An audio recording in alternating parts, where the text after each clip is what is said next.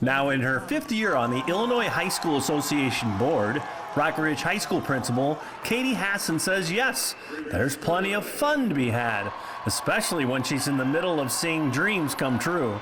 Well, the fun part of the board is what you get to see when you catch me on TV. You know, getting to see these kids and coaches in the highlight time of their high school careers or of their coaching careers, to be able to give out those, those state medals and state trophies.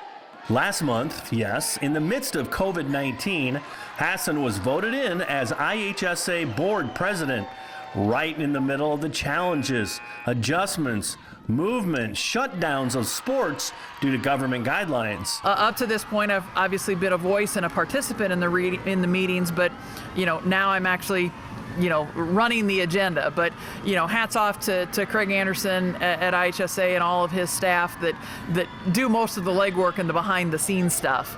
That allows me to help in the processes and the discussions. Hasson goes all in from all angles in her leadership through these most difficult circumstances, understanding the scope of these most difficult decisions in high school sports. I know that those in power are trying to make decisions to keep people safe. I respect that.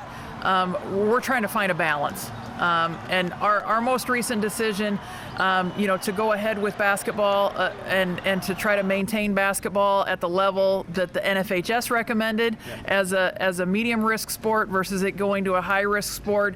We felt as a board that we needed to take a stand and follow our national organization and the recommendations of our Sports Medicine Advisory Committee. Hasson emphasizes that the IHSA's decision to move forward with basketball is by no means designed to create any kind of division or dissension.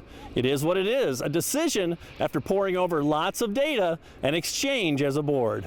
We felt like we needed to take a stand on behalf of the student athletes. Where it ends up, we still don't know.